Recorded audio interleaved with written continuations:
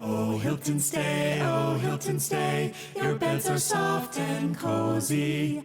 No lumpy couch, no stiff futon, no shower line at crack of dawn. Oh, Hilton stay, a holiday you're saving. When you want holiday comfort you can count on, it matters where you stay. This season, enjoy spacious, comfortable rooms and friendly service when you book with Hilton instead. Hilton for the stay. John Legend, Sheryl Crow, Elvis Costello, and Alanis Morissette star in the MGM Plus original series, Words and Music. Iconic artists share intimate performances and the stories behind the songs. New episodes Sundays on MGM Plus. Hey guys, just an FYI, the app will be on sale starting December 17th. Yes, 20% off. Now, those of you who don't know what the app is all about, the app, Belong on Your Own Terms, is your empowerment coach, your companion of sorts, especially where you need it. For instance, Starbucks line, where most of the time your barista will mispronounce your name, and you may not want to correct them because you are probably thinking, yeah, sure, my name is too difficult to pronounce. But is it? Really? Does the onus lie on you or the other side? So this app is your coach, your companion, your friend, who will guide you to show up as your full self in workplaces, among friends, neighbors, in political conversations. It's something that I have worked really hard on and cannot wait for all of you to try it out. And not just try it out, give feedback, guys. What works, what doesn't.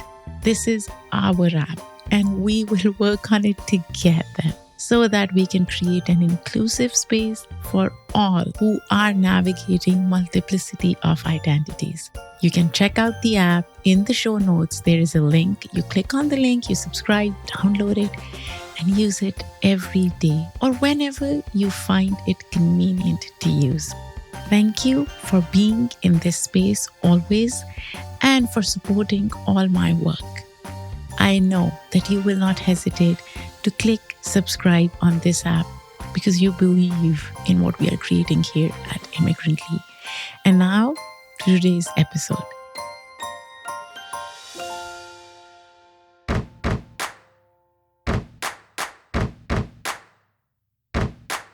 Hey all, welcome back to the Immigrantly Hive. I am your host Saadia Khan, a social commentator, an entrepreneur, and an immigrant. December is here. The air is crisp, our coats and gloves are out of hibernation, and everybody is slowly checking out. It's the season of soft exhaling. Family, friends, maybe a few early resolutions. But today's episode is an intentional pivot. The topic is both personal and uncomfortable. Just to give you a brief context, today we are going to talk to a Kashmiri creator about his film Saffron Kingdom. فکر فردا ना करूं मैं होएगा मैं दोष रहूं शहर में शदीद तसादुम ज़राए के मुताबिक कश्मीर के चिंकराल मोहल्ला में Just to give you a little bit of the context, I grew up in Pakistan with a specific narrative around Kashmiri liberation, a narrative that shaped so many of us. But I also know this: the story of Kashmir should be told by Kashmiris themselves, those who've lived its history in their bones.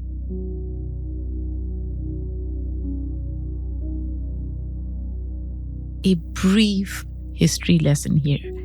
Before partition in 1947, Kashmir was a princely state caught between competing political visions. Its accession to India sparked a territorial dispute that remains unresolved to this day. The United Nations still recognizes Kashmir as a disputed region and has repeatedly affirmed the right of Kashmiris to determine their political future through a plebiscite, one that has yet to occur. Over the decades, militarization, political repression, and cycles of violence have reshaped daily lives for millions of Kashmiris on both sides of the line of control. And today's guest, Arfat Sheikh, brings that complexity to the screen. His film Saffron Kingdom, inspired by real events, follows a Kashmiri family from Srinagar in the 90s to Atlanta in 2019. We meet Masrat as a young girl shaped by the violence around her, and later as a mother forced to flee after her husband's disappearance. In America, she and her son Rizwan navigate the quiet ache of exile, the weight of unanswered questions, and the rupture that deepens when Kashmir's semi-autonomous status is revoked in 2019. The film becomes a meditation on memory, displacement, and the struggle to reclaim a story that has too often been told by others. And I'm so glad that we at Immigrantly are creating space for Arfat to tell this story as a Kashmiri. So without further ado, let's jump right in.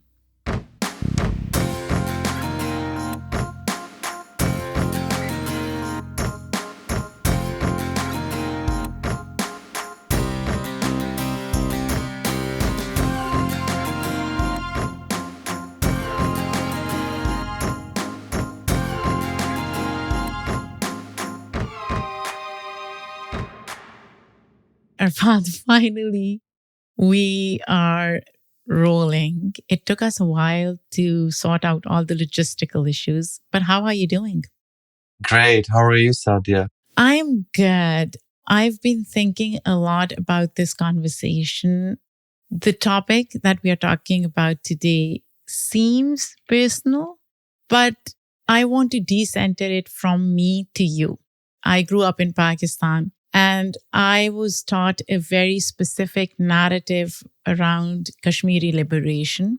And there was always this hope that at some point or someday, Kashmiris will have the right to self-determination through plebiscite as stipulated under UN Security Council resolution. But that's just one perspective, right? That's Pakistani perspective. Then there is an Indian perspective, which is very different from Pakistani. And a lot of times what happens is the way Kashmiri narrative is framed, it's shown as a spat between two sovereign nations over a piece of land, which really decenters conversations away from Kashmiris.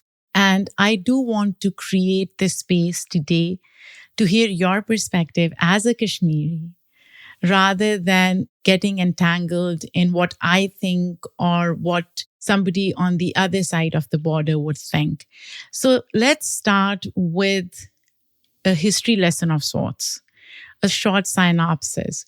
Can you tell our listeners the history of this conflict briefly? Because obviously one episode or even 10 episodes couldn't cover the complexity of it, but just a brief overview of what this conflict is all about. Right. The conflict, again, is, of course, about the self-determination that you actually spelled out briefly. So it is to honor the wishes of the people of Jammu and Kashmir to decide that what they want to do with their future, which is why you had a UN resolution at the first place when India and Pakistan went on a war. Because what happened, like after the British left India, it wasn't a country at that time when they left the region. So of course they divided the region into two countries, which was India and Pakistan. And a lot of these areas within the subcontinent were princely. There was sort of a king that ruled over the area. So Kashmir was ruled by a Maharaja, a Dogra king, but there was already an uprising against the Maharaja also because he was a tyrant and people were fighting against the Maharaja. They weren't necessarily fighting against the British because Maharaja was the one under whose control Kashmir was at that time.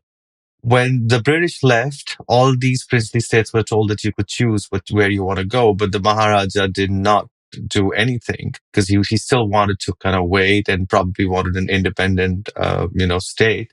But then, because of the proximity of Kashmir with Pakistan, so Pakistan was more likely to get that part as well. But then it just that the Maharaja didn't even decide where he wants to go at the time. So what he did was, because of his proximity and of course the other affinities such as the religion, it was more likely that Pakistan would have taken it. But then, when Maharaja did not decide, Pakistan started to take that part, and that's when India got involved. Maharaja got in touch with India and said, like, "Hey, I need help." This is during the time when the Jammu genocide also happened. They wanted to change the demographics of Jammu to make it less Muslim and more Hindu, because he knew that he did not have the popular vote. So that's again when India came, and they came with certain conditions that, we're going to take control of the security, the communication and whatnot. And in Pakistan and India both took it to UN, wherein the UN said that it is the aspiration of people that must be respected. And that's why a plebiscite was something that they offered. Both the countries said okay to that, but then it never happened.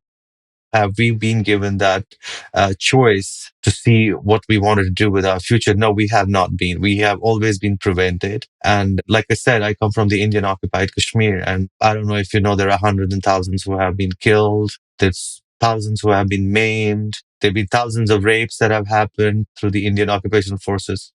I don't know if you know about Kunanposhpur or the twin villages, wherein the whole village was raped when the army cordoned off these two villages. But then that's not like a standalone example of what army or the Indian occupation forces is capable of doing. We still do have a lot of people who have been muzzled, their voices have been muzzled. It's not just about those who were part of the freedom fight, but there are others such as journalists, activists, who time and again get jailed. We have the example of Khurram Parvez, who is one of the most popular known human rights defender from Kashmir, who has been in jail for the last 4 years the only fault that he committed was to expose the war crimes that India was committing or is committing in Kashmir.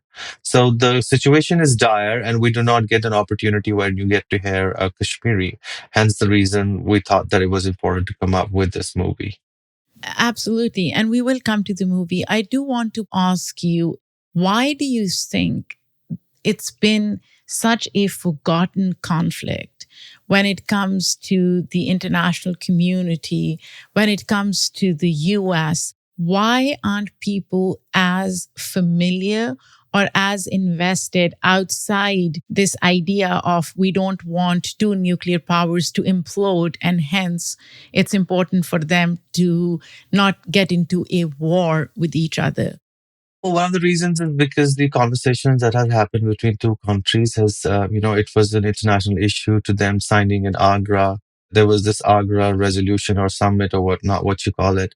During that, when the countries came to an understanding that it's not an international issue, we don't need any third party involved in it. It's a bilateral issue. So from bilateral, then whenever Pakistan raises any voice against what's happening in Kashmir, then it becomes an internal matter of India. So I think there's been a dishonesty from, especially from India's side, when it comes to how we have been, seen internationally also.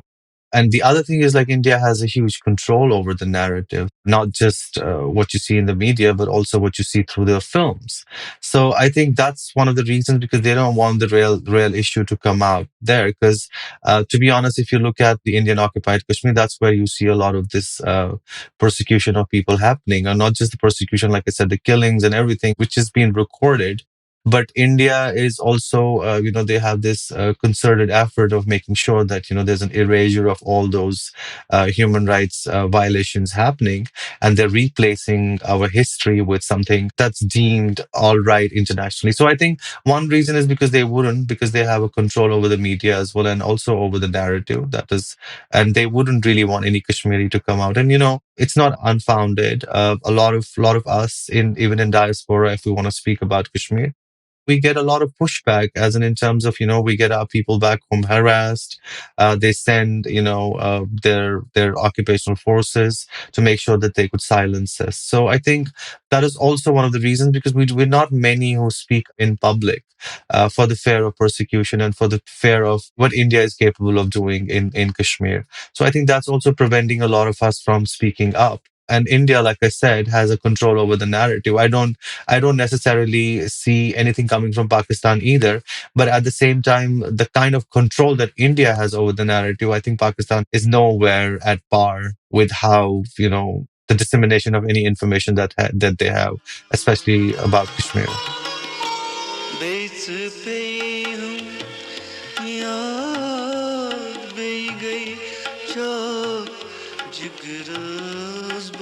This episode is brought to you by...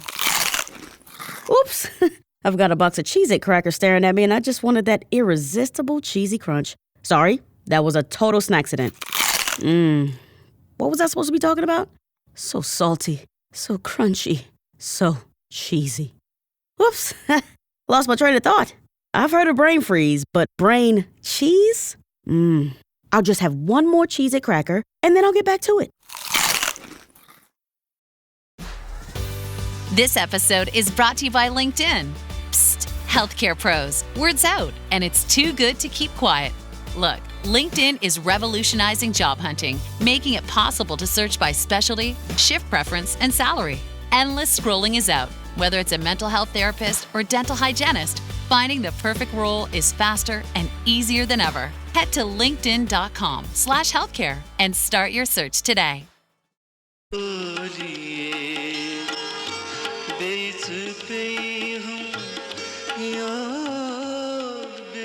There have been missteps by Pakistan as well, right? And that's why I do want to focus more on your perspective as Kashmiri and not India and Pakistan's perspective as much. So how big of a role do you think this narrative of a conflict or a dispute over land rather than preservation of indigenous population, that dichotomy, plays in staying out of international communities' consciousness? Because when people think of Kashmir, and I'm being devil's advocate here, people say, oh, well, there are other nations in the world that have disputes over land. So why would we care for this? Again, what you said initially, that this is a bilateral issue between two sovereign nations, and why would we be interested? So for a skeptic who sees it as a land dispute, what would you say to them? I don't necessarily think it's a land dispute, but probably it is how it is perceived. But I think you ultimately have to give it to the people who live on that land to decide that, what they want to do with that future. And I think it is the most humanistic approach, unless you don't want to be human and, you just are after the land, which I think is how it is, because, it's just that they want the land and probably not the people with it. But I think ultimately it is our land. You got to ask us what we want to do with it. It's like me coming to your house and I'm just going to kick you out of your house and then say like, hey, I'm going to decide which room of the house you would occupy and then how you would live in your own house. How would you feel about that situation? So I think it's not about just the land or the house that you live in. It is about those who live in the land, and the land is because of the people. House only becomes home when you live as people in there. So I think it's important to prioritize Kashmiris and, have them speak up and prioritize them, not just for India. I mean, for Pakistan also, I think you have to ask Kashmiri people what they want. I always get this question, oh, would you want to go with, because at the time of the plebiscite, we were told there are two choices between India and Pakistan. And I usually do get asked this question, would you choose Pakistan over India? Would you choose India over Pakistan? I'm like, give us the right. The whole idea of right to self-determination is to find out. I wouldn't have answers to that. Ultimately, it's a collective vote wherein you have to give us that right to exercise that vote. Once we exercise that vote, you would know whether we want to go with Pakistan, we want to be independent, or we want to go, with India, because that is your answer. And that is what we are being prevented from. Exactly. And thank you for saying that, Arfat, because for the longest time, having grown up in Pakistan, we were told that if plebiscite happened, somehow Kashmiris would choose Pakistan because it's Muslim majority composition. it took me a while to step back from that narrative and be like, no, it's their decision. And we do not have the right to dictate what they will ultimately choose. Because as you said, this whole idea of claim to Kashmir becomes a prevailing narrative that really prevents Kashmiri voices from being heard. It has to be talked about in the context of what Kashmiris want and who are we to decide or ask or, probe or prod as to what Kashmiris intend to do, right? With that, right? And I also want to clarify one thing. When you talked about Maharaja signing the instrument of accession to India, even in that instrument, as far as I know, and please correct me if it is not true, there was a provision for referendum. So not just the Security Council, but that particular instrument that was signed by Maharaja also had this so-called referendum that was supposed to happen at a later date. That's been a recurring constant in the UN resolution, in the instrument of accession, which hasn't happened yet.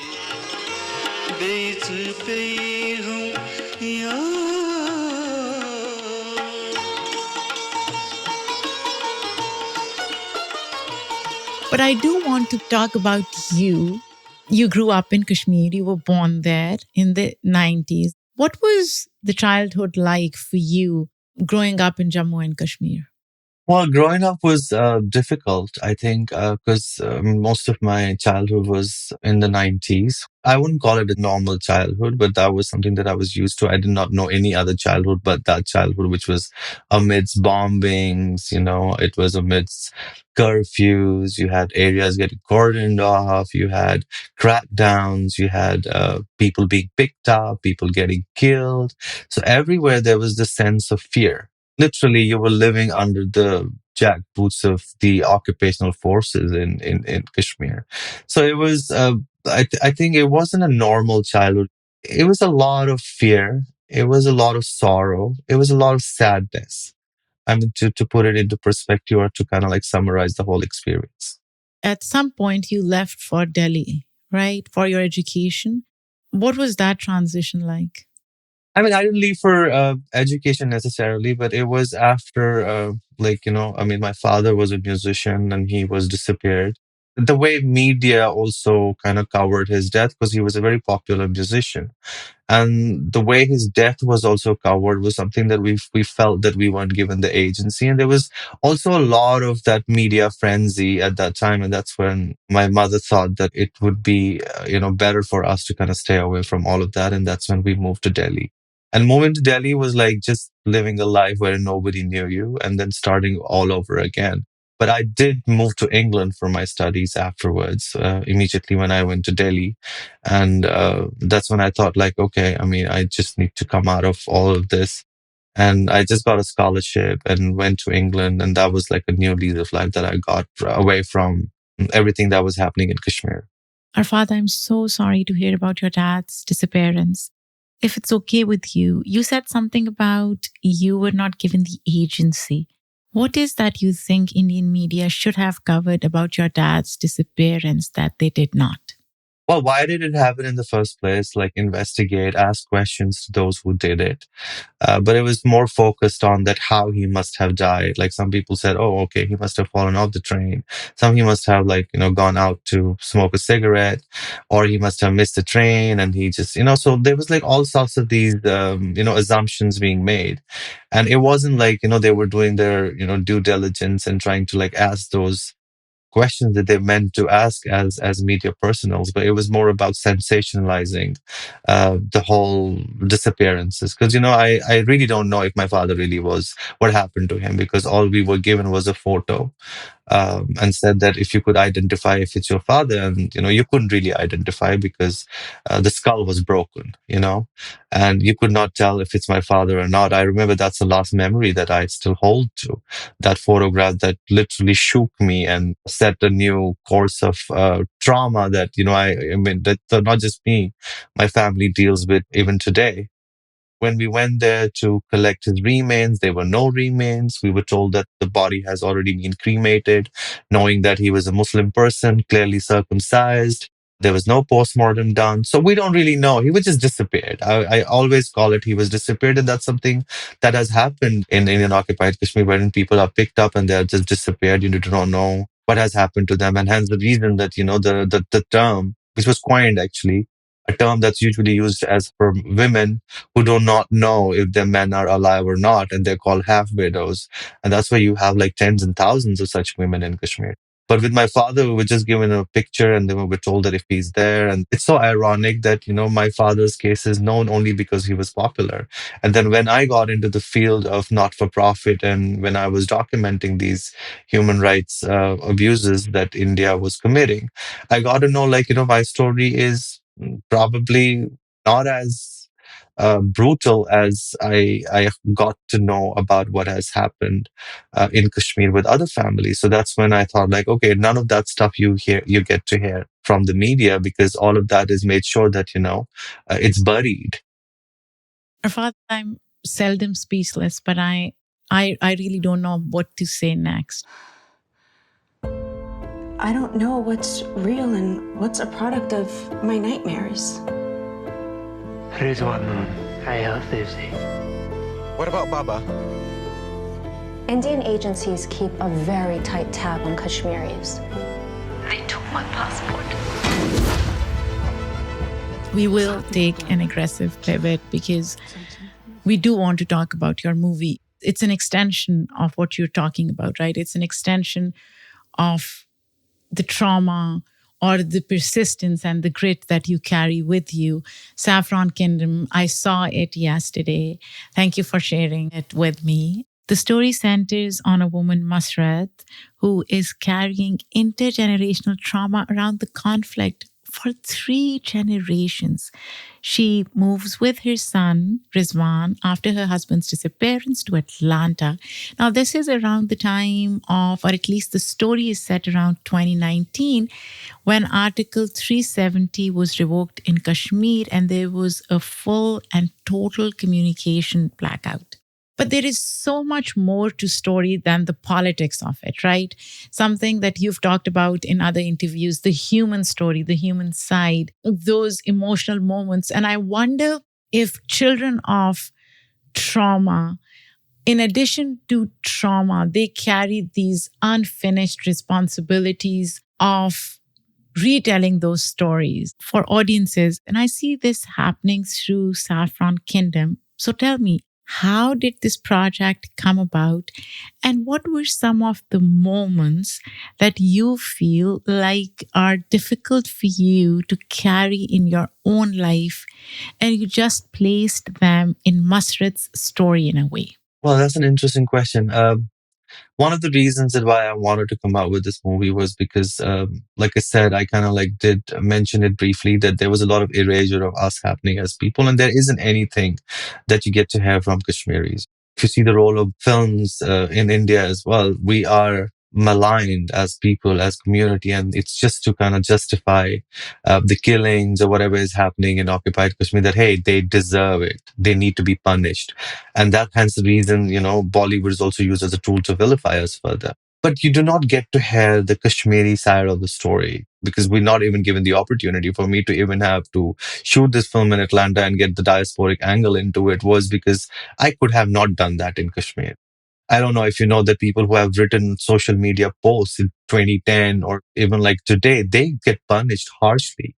So for me to do this film, I had to do it from a very diasporic sort of angle, although I do go back into Kashmir in the film as well to kind of again, open another chapter that's being erased, like the series of massacres that happened in the 90s that India doesn't want us to talk about. And I wanted to kind of also pay homage to, a lot of people who still are surviving the oppressive regime. But it was a conscious decision that, I wanted to come up with this narrative wherein we bring it back into the memory and tell people like, hey, we are also human beings. Like you said, it's a very humanistic approach. It's just telling us like, how conflict affects you and how trauma is intergenerational. It doesn't leave your body. It's just, if I would have kids tomorrow, it is also going to transfer to them. But you do see these three generations, they have their own set of traumas. You see like the generation who moved to America in the 90s, they were part of the massacre. Then you see Mustard. Mustard was not just a part of the massacre when she was a little kid, but also in 2014 when her husband is abducted, And then you see how she's dealing, as an immigrant in America also. But then you also, in the second part of the movie, you also see that how it has affected Rizwan as a little child who saw his father being abducted, to how he's dealing with that trauma and not being so, he also, if you see that he also avoids those confrontations about Kashmir because he doesn't want to tackle them. It's about time I passed down this story to you. He had an episode earlier today. He was so angry with me. And he had every right. Mama, I'm almost 15. I want to know what's going on. We've been through so much. And what your mother survived, most can't even fathom. There's a lot of my experiences also in the film, and when you see what Mustard goes through, but it's also a collective trauma. I think we interviewed a lot of people as well, because I didn't just want it to be about myself, which we were conscious that it's not my story, it's the story of Kashmir. And a lot of these characters is an amalgamation of a lot of experiences of Kashmiris from different generations. There were like some parts which were very hard for me to even direct, especially when it goes into Kashmir, because that's the part that hits you hard, because that was me also trying to relive the 90s and kind of like understand how I'm going to visually communicate it to whoever is going to see it. So I think those parts, yeah, some of them, when you see even Rizwan wetting his bed, I think that was something that I was experiencing also when I was growing up as a teenager, because I remember when these midnight raids and everything would happen to your neighbor's house. So it was a lot of mayhem that, the Indian occupation forces would create during the night raids and everything. And that triggered that response, wetting the bed. And I think that was literally me in the film when you see the Rizwan. But then again, the kind of resilience that you see in Masrat also, I think that's again a homage that I wanted to pay. We do not usually give credit to women, but I think if it wasn't for our women in Kashmir, for their resilience, I don't think that we would have continued to still, strive for freedom. I was a teenager when my father's thing happened, but I know how my mother, was the force that made sure that we continue to live and we continue to feel proud of who we are, despite the challenges, the hurdles that we face in our everyday lives as Kashmiri. It's missing you. I'm afraid if I dig any deeper, I'd be putting both Mafa and Shabir in danger. Think of all the families that have been destroyed in Kashmir because their relatives decided to go public. This could be our only chance to have our voices heard.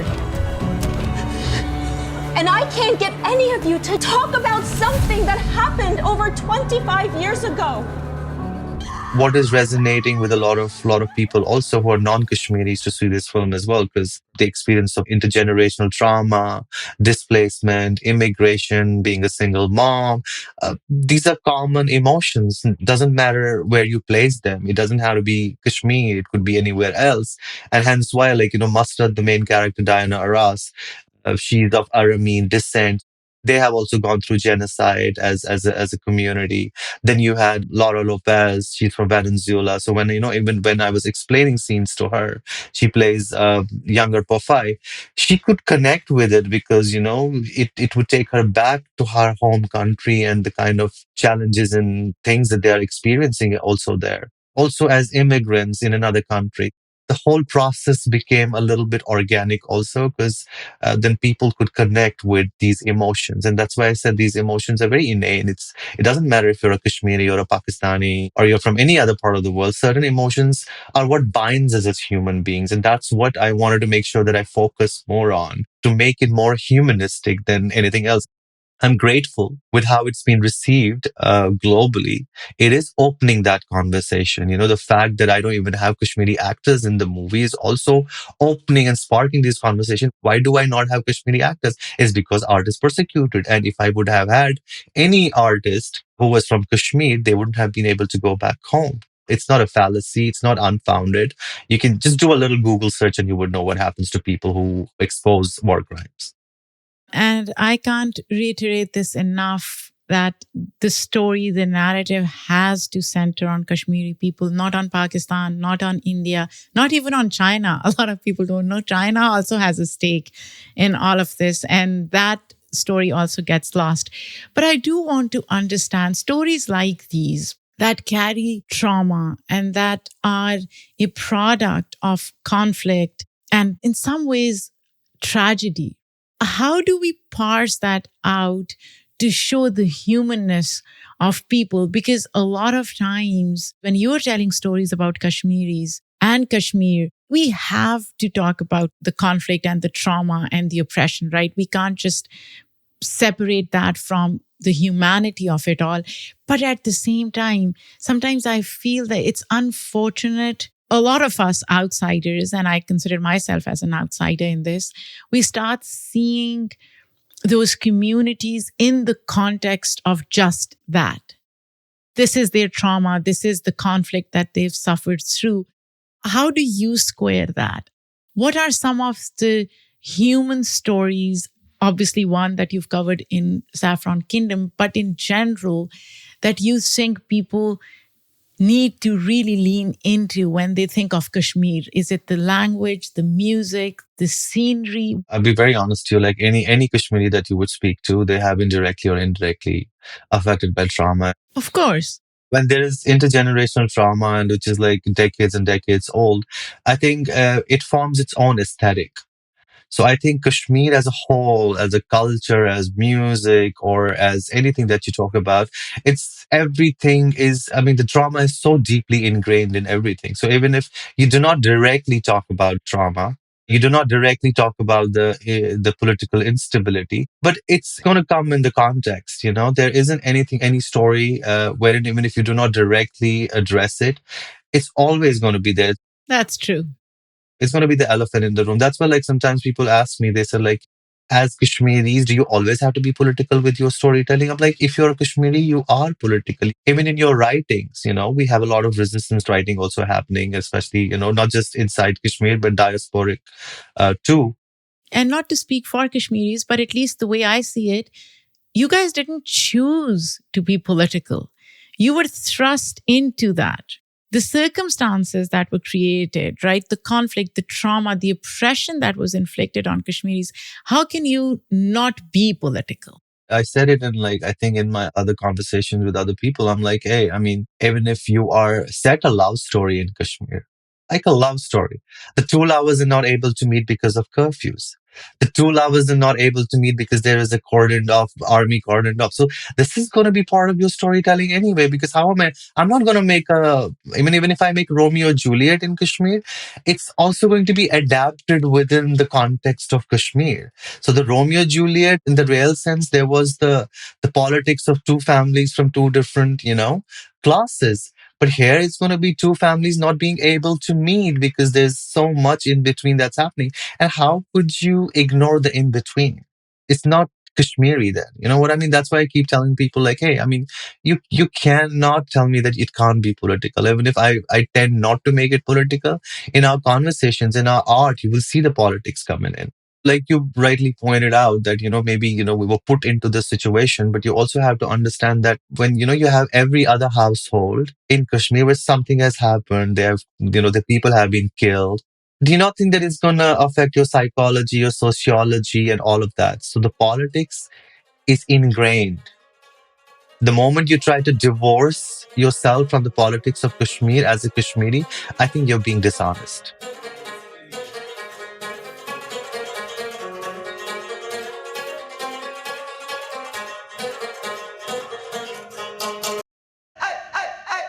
Meet the computer you can talk to. With Copilot on Windows, working, creating, and collaborating is as easy as talking. Got writer's block? Share your screen with Copilot Vision to help spark inspiration, and use Copilot Voice to have a conversation and brainstorm ideas. Or maybe you need some tech help. With Copilot Vision, Copilot sees what you see. Let Copilot talk you through step-by-step guidance so you can master new apps, games, and skills faster. Try now at windows.com/Copilot.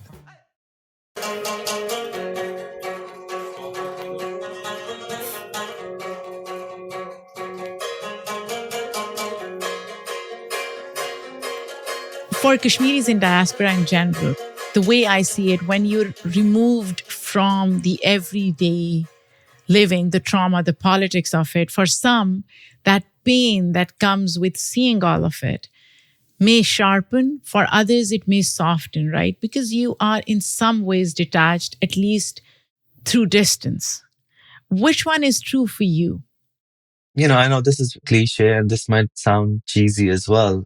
My connection with Kashmir only is growing stronger. And with each passing day, when I'm able to tell the stories of my people, I think it makes me more connected to the pain. But of course, I don't experience the pain, the way I would experience it in Kashmir, because you're also trying to be safe in Kashmir. But here, I think it's from a place of privilege also that I'm able to tell that story because I'm part of diaspora. So I don't know. Do you feel guilty about feeling safe in the US? No, I don't. And I'll tell you why. Because now there is, because it's gone beyond the borders of India anyway, because nobody is even safe outside too. And that's the reason, what they did with a Canadian Khalistani leader, Nijar. He was killed in Canada by the Indian spies. And they have spies, not unfounded, they have spies here in the US as well. And with the growing influence of Hindutva in the US, in Canada, in West. So you're not safe outside Kashmir either. But now the only difference is that maybe I can voice it and I can make a little bit of noise about it. But if I was in Kashmir, my voice would be muzzled before it could even say anything. I do also feel that it is the responsibility of the diaspora to come forward and talk about it. But I also understand that a lot of these, including myself, I have family back home and I know what India is capable of doing. We are in a situation wherein we don't know. We are in a limbo, but that's why it is important to talk about it and to get allyship. That's why I rather want Saadia to engage with the Kashmiri and Saadia to go and talk about Kashmiris, because not a lot of us can be there and talk about it. Because, like I said, we have threats. And those threats are not unfounded. So that's why we need people like Saadia. We need people, people like Kiran, like everybody. Doesn't matter where they come from, even India, Pakistan, Bangladesh, in Middle East, in Europe, in America, in Latin America. Everybody needs to come as allies. You saw the shift with the Palestinian, movement as well. A lot of people are becoming aware of what's happening. They have a really strong solidarity movement. And that solidarity movement is not just because of the Palestinians only. It's because now people are understanding their struggle and they want to be part of that and they want to raise their voice. And I think that is something that we would love to replicate for Kashmir. It's so ironic, Arfat, as I'm talking to you, and even before the interview, I've always felt this guilt of co-opting that space or talking about Kashmir from a Pakistani perspective. And for me, it was no, this is not my space. This is not my story to tell ever. It's Arfat's story. It's the story of all the Kashmiris who exist. But you're talking about allyship, and that allyship should exist because of the humanity of the story, right? And as you rightly pointed out, it doesn't have to be a political allyship, because I said this in the very beginning. At the end of the day, what we all want for Kashmiris is their right to self-determination, not ours. I'm not asking whether Kashmir should belong to India, Pakistan, or be independent. I want to set that aside for a moment. What I'm asking is for Indians who genuinely feel compassion for Kashmiris, but are also shaped by a powerful nationalistic narrative, especially one intensified by Hindutva, by this idea of reclaiming land from so-called Muslim invaders, and by the framing of Kashmir as an inseparable part of India. What would you say to them? How should they begin to disentangle empathy for Kashmiri suffering from the nationalism they've been taught to defend?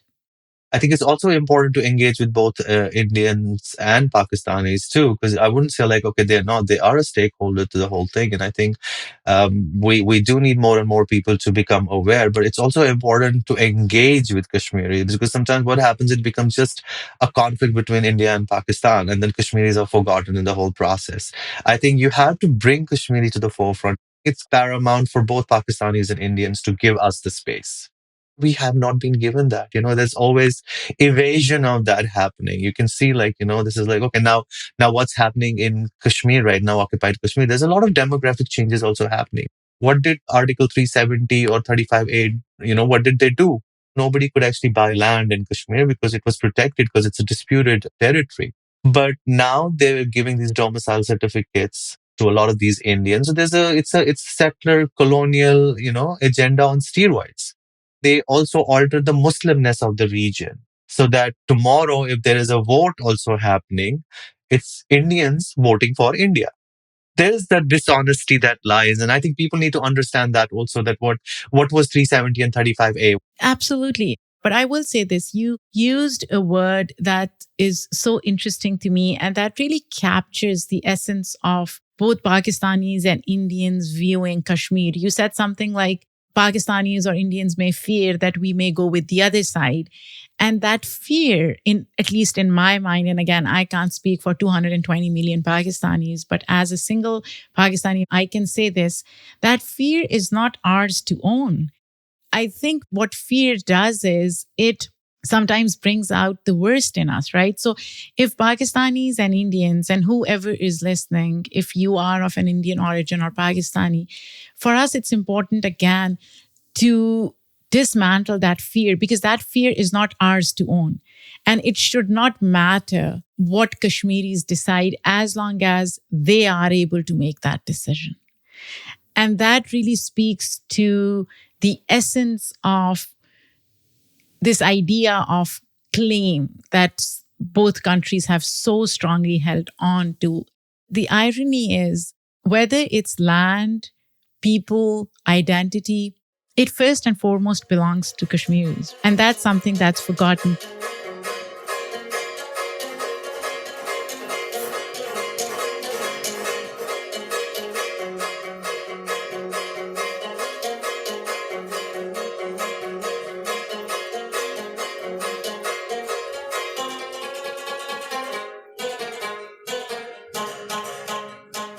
Arfat, if Kashmir could speak for itself beyond politics, and I know you've said this, we cannot remove politics from it, but just for a minute, beyond nation states, beyond boundaries, beyond propaganda, what do you think it would ask of the world right now?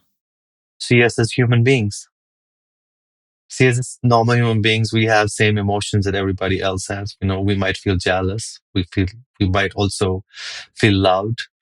We also feel the emotion of maybe prejudice too, but just make us human beings. We are human beings with so much good and so many flaws too, but that's what makes us us. And of course, also see people who are dignified. And if we are also fighting for our self-determination, there's a reason. We want a life of dignity. We want a life of acceptance and deemed as these human beings full of emotions and flaws. And now that you're part of the diaspora, you're living in the US, you created a movie that really talks about your heritage and your identity. You created it mostly in Atlanta. How do you see America playing a role in all of this, the storytelling aspect, creating space for nuance, for a Kashmiri perspective to be seen and heard? I think America has a huge responsibility, I think globally also. America also goes through different phases, and we know that, we have as an immigrant, I may not pronounce it right now because I might get in trouble too. So, I mean, I feel like I'm between a devil and a deep sea. But I also believe, like I said, with Pakistanis and Indians, they have a huge responsibility of engaging with And Kashmir and China. Where Kashmiris. is China in all of Yeah, this? yeah. China, of course. But I also believe that, within the context of America, it is like, you had a movement, like I gave an example of a Palestinian movement. If it wasn't for these encampments and whatnot happening in America as well, it created a global solidarity campaign. So I think America, because of course it's a huge global power, no matter with all its flaws, it still has influence. And I think that influence can be used for the righteousness too, depending the way you want to go. So I think, yes, it has a huge responsibility. And I would not, like I said it before also, I may come from a place of privilege because I made a film here in America. Had I done the same in Kashmir, I wouldn't probably be allowed to do that. So I am grateful.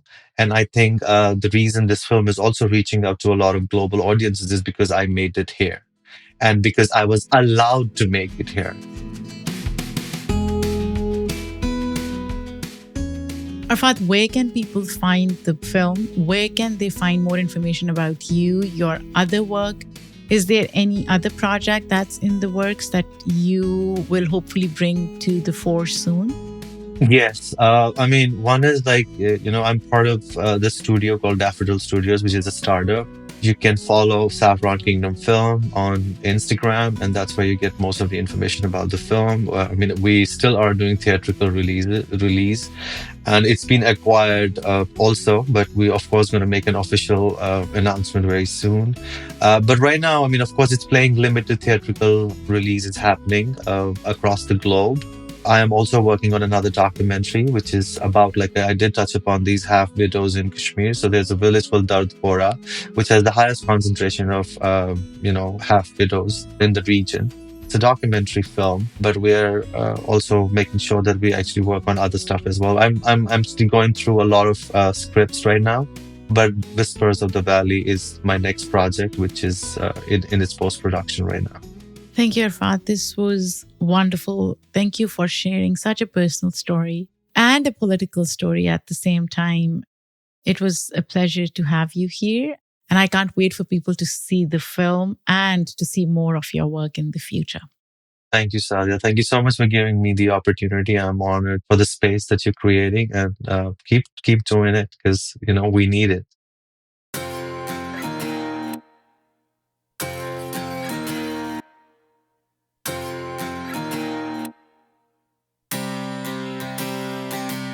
This was a tough interview, not because of what Arfat said, but because I kept checking myself and reminding myself this story is for Kashmiris, about Kashmiris. You know, guys, one thing that I've learned after interviewing over 300 people, whatever your bias is for or against, you have to take a step back. You have to look at somebody else's struggle from a rational perspective.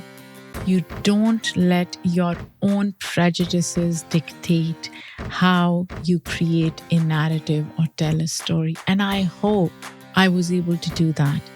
To all our listeners, I hope you learned something new. And I'll be honest, when it comes to Kashmir, as Pakistanis, as Indians, whoever out there is listening, it's time to decenter ourselves from this conversation, to let it focus on Kashmir. And yes, it may mean grappling with uncomfortable, inconvenient truths about our states and what we've believed in, but isn't that what humanity is all about? And isn't it important that humanity takes precedence over everything else? So yeah, tell me what you thought of this conversation. Would love to hear your feedback. If you liked it, share it with a friend, a family member, a skeptic. This episode was written and produced by me, Saadia Khan. The editorial review is done by Shay Yu. Our sound designer and editor is Lou Raskin. Immigrantly's theme music is by Simon Hutchinson. Other music by Epidemic Sound. Come back next week for another important conversation. Until then, take care and be kind to others.